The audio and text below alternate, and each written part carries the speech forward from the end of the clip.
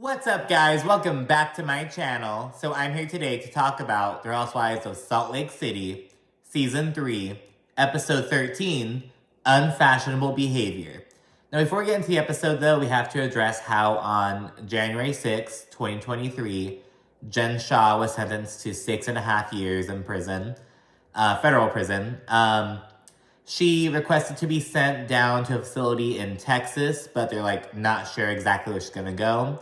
She has until February 17th to surrender herself, and yeah, it's real. The government was recommending 10 years against her, so she only got 6.5, 78 months or whatever.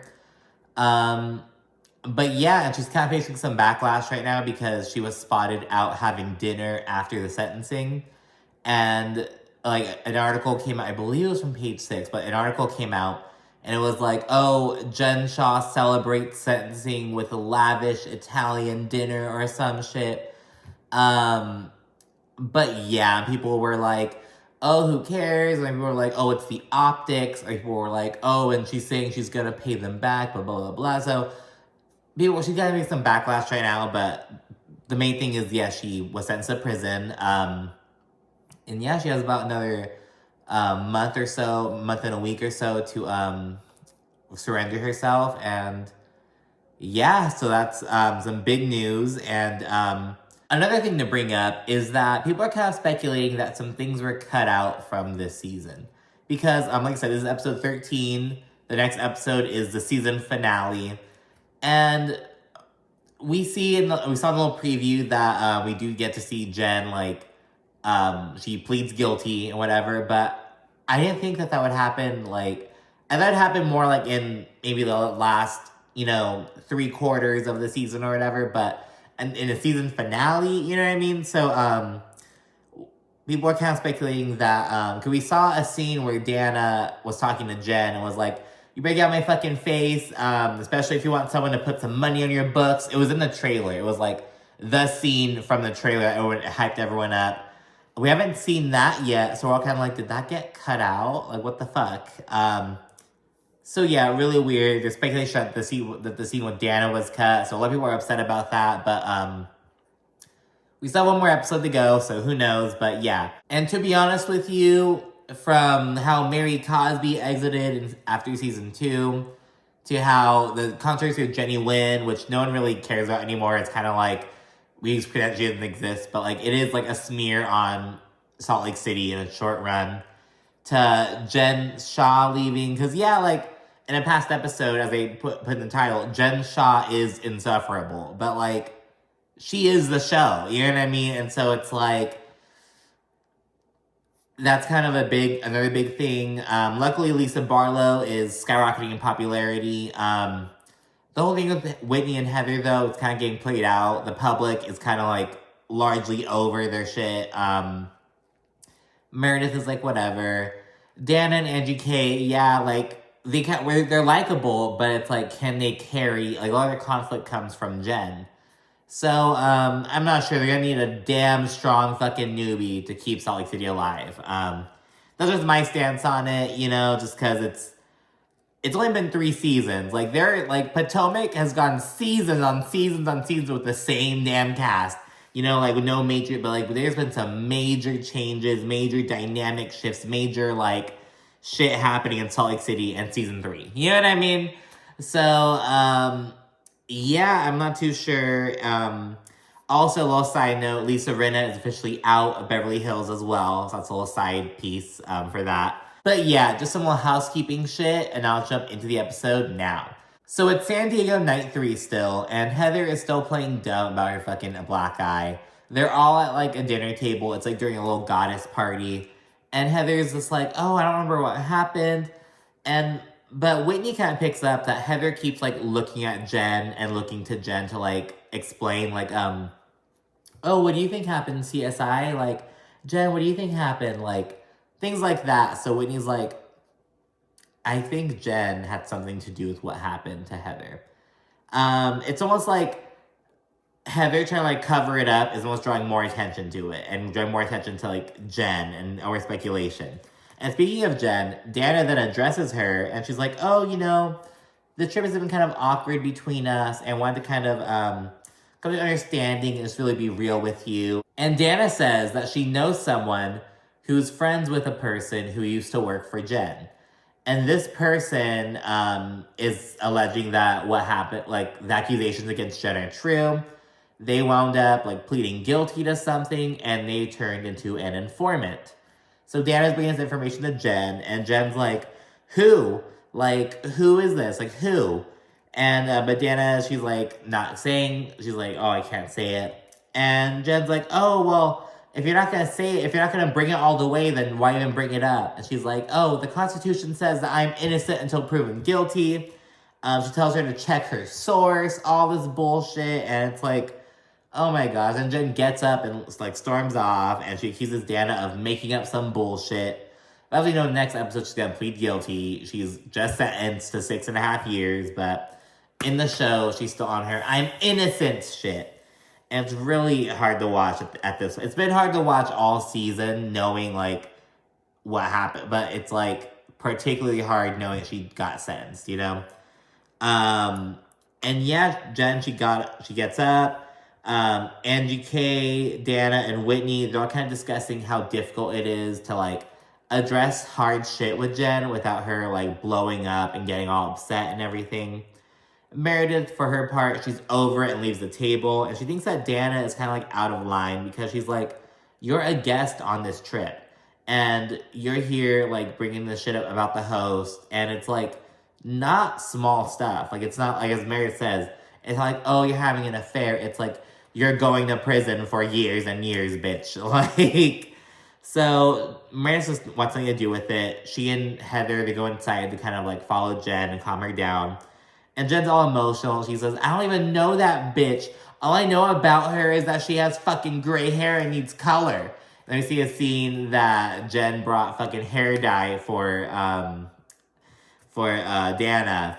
And it was just so funny. And, like, I think, because Danna looks really youthful, I think she keeps her grays to kind of, like, add some, like, so she doesn't look like a fucking 20-year-old. You know what I mean? Like, she'd look very young if she were to die. You know what I mean? I like her grays, though. I'm with it. Meanwhile, back at the table, Danna, she's writing down, like, all this shit that's happened with Jen so far. And she's like, something has to have happened. Like, these federal agents from the Southern District of New York aren't gonna fucking come to Utah to fucking go for Jen, have all these people fucking plead guilty, like, something has to be going on. Whitney, and she's then like, oh, well, like, what will we do if, like, Jen is found guilty? Like, if she's found guilty, like, then what? And Whitney's like, I mean, it might be kind of awkward, but I'd be down to just go and do a conjugal visit. And everyone's like, no, it's not a conjugal visit unless you're gonna, like, have sex. Like...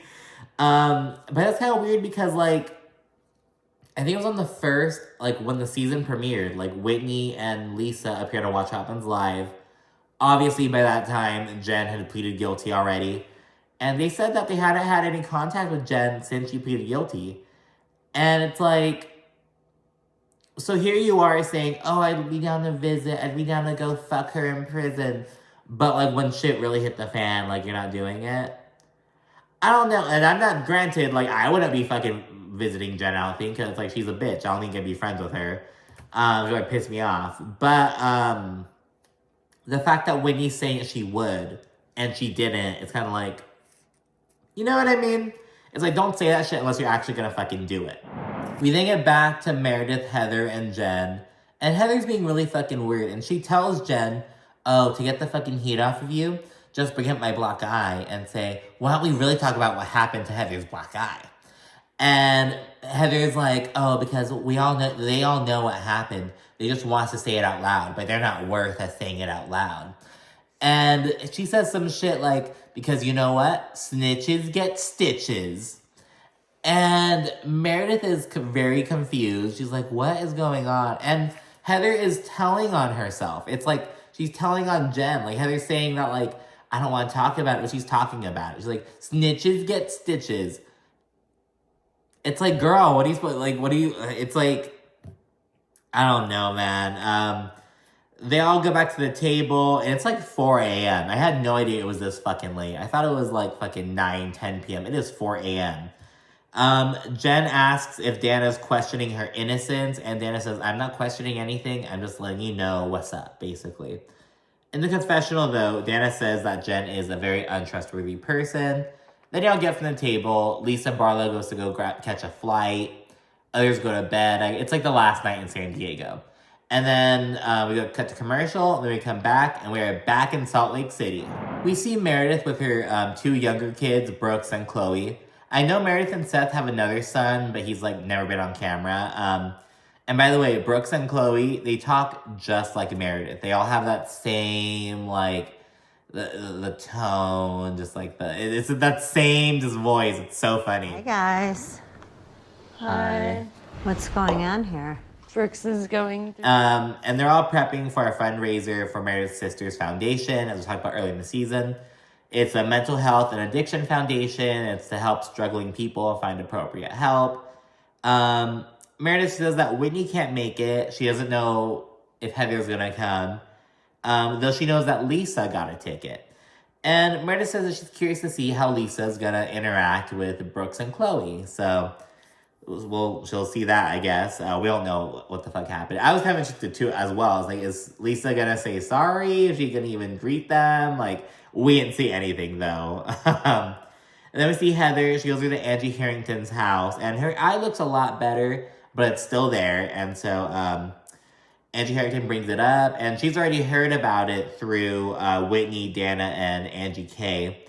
And Heather says, oh, it's just a dumb black eye, like it's nothing, and she denies having any recollection. So it's just really weird, because sometimes Heather will say, oh yeah, I remember, we all know what happened. Then she says she doesn't remember, and she says it's like this swirling clusterfuck of like bullshit, and it's like, okay. Angie Harrington's kind of grilling Heather a little bit, but Heather says she wants it to all go away. She's like, I don't want to talk about it, I don't want to deal with it.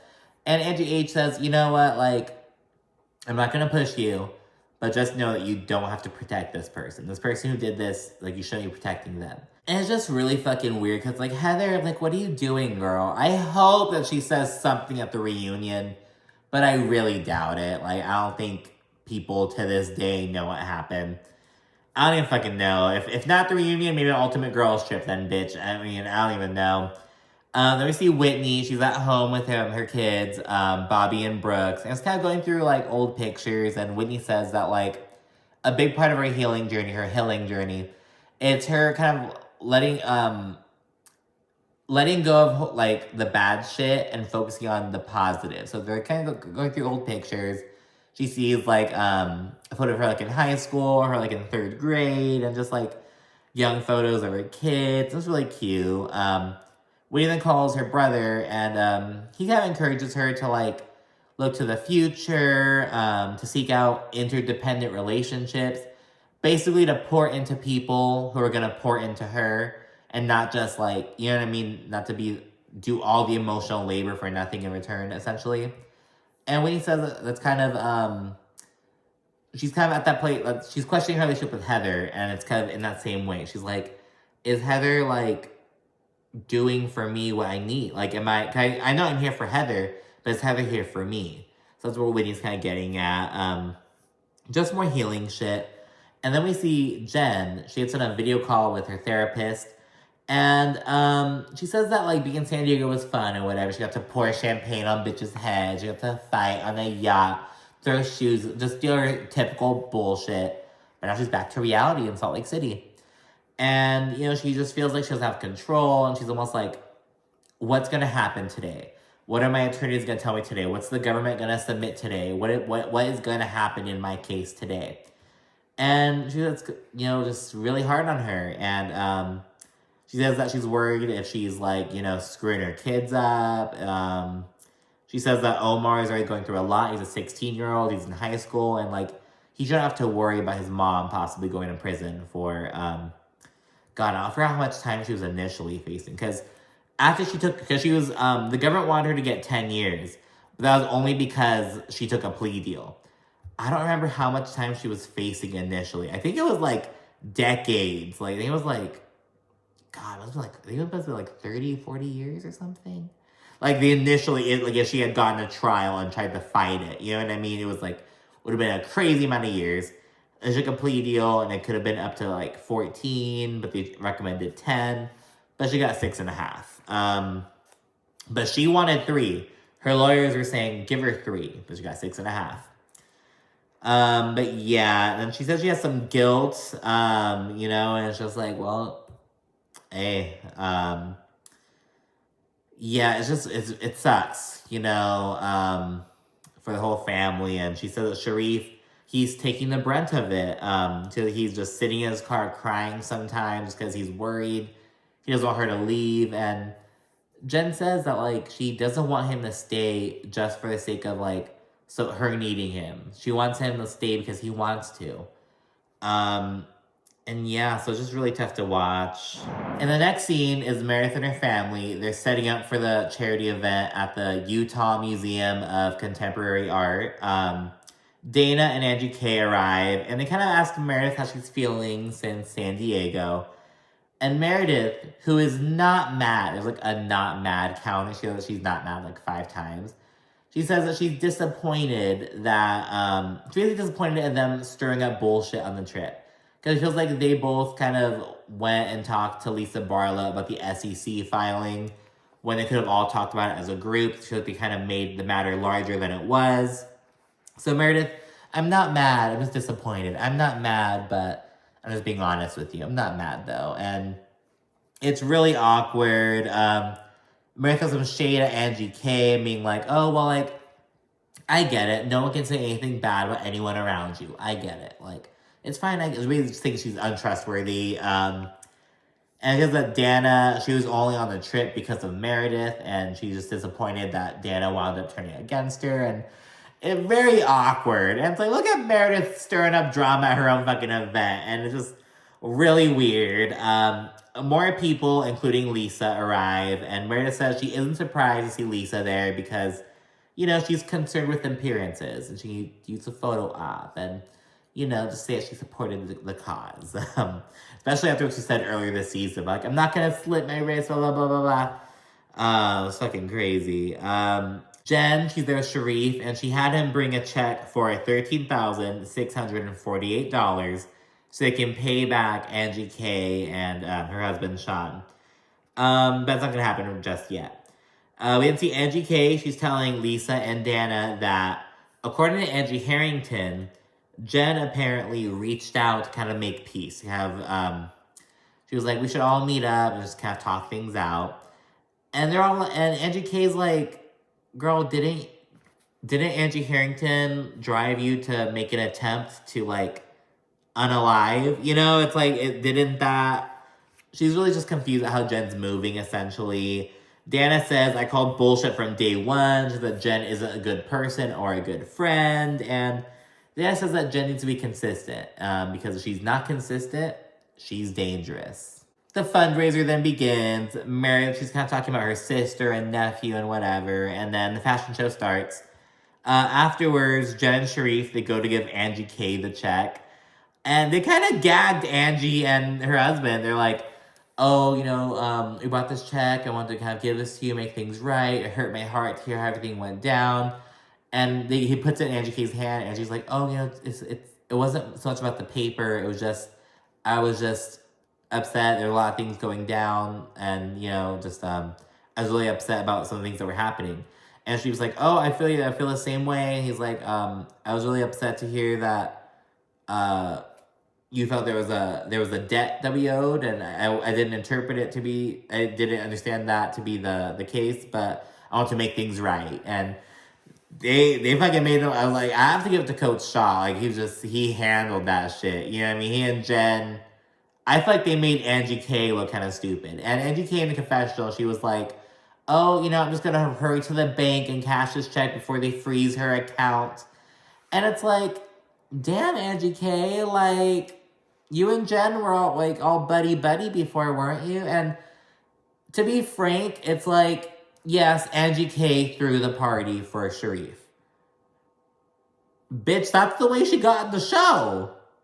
She wouldn't have been on the show if it weren't. So I don't know. It's like, okay, Angie K. Like, it's just, I don't want to call them fair weather friends because I kind of get it. It's like, they're a cute. Well, I don't know. Like I said, it's like, I don't think I'd be friends with Jen from Jump. Like, fucking regardless of this legal bullshit. Like, but I don't know. It's kind of disappointing. Like wow. Like, I'm getting a stance that Meredith had last season. Like, I can't be friends with her, but you guys are friends with her, so you guys should be supporting her. And they're just all bitch. Like, I don't know. That was weird. I was like, okay, Angie K. Like, it's so convenient of you. I don't know. I'm making sense. I'm kind of just rambling. I don't know. I'm just talking my shit. But anyways, that's the end of the fundraiser event. And then we see the last scene, and it's between Heather and Whitney.